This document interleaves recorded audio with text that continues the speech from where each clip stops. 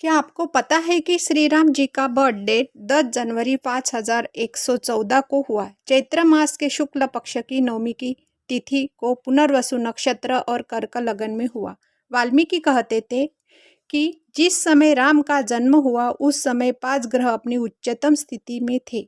सरयू नदी के किनारे बसे अयोध्या में राम का जन्म त्रेता युग के अंत में हुआ।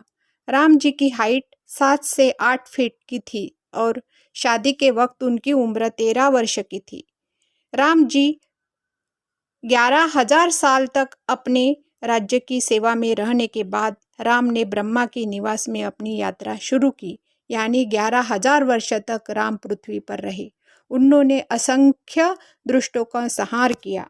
भगवान राम को केवल एक ऐसे व्यक्ति के रूप में वर्णित किया जा सकता है जो आदर्श, नैतिक और सामाजिक व्यवहार प्रदर्शित करता है। भगवान राम स्वामी विवेकानंद के शब्दों में सत्य, नैतिकता, आदर्श पुत्र, आदर्श पति और सबसे बढ़कर आदर्श राजा के अवतार है। वह बुराई पर अधिकार की जीत का प्रतीक है। राम अपनी पत्नी सीता और छोटे भाई लक्ष्मण के साथ 14 साल के लिए वनवास के लिए पंचवटी नासिक गए थे। उन्हें अपनी सौतेली माँ कैकेयी द्वारा वहां जाने के लिए मजबूर किया गया था, क्योंकि वह चाहती थी कि उनके पुत्र भरत उनके पिता दशरथ के शासन के बाद अयोध्या के राजा बने।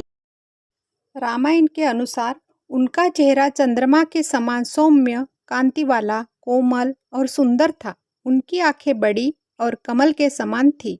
उन्नत नाक यानी चेहरे के अनुरूप सुडौल और बड़ी नाक थी। उनके ओठों का रंग उगते हुए सूर्य की तरह लाल था। चैत्र नवमी को मर्यादा पुरुषोत्तम भगवान श्री राम जी का जन्म हुआ था, इसीलिए इस दिन को राम जन्मोत्सव के रूप में मनाया जाता है। राम जी के जन्म पर्व के कारण ही इस तिथि को रामनवमी कहा जाता है।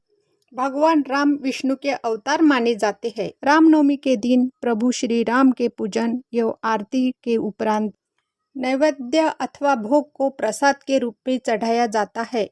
आपको ये इन्फॉर्मेशन कैसे लगी? आप मेरे चैनल को लाइक कीजिए, शेयर कीजिए और सब्सक्राइब कीजिए। थैंक यू, धन्यवाद।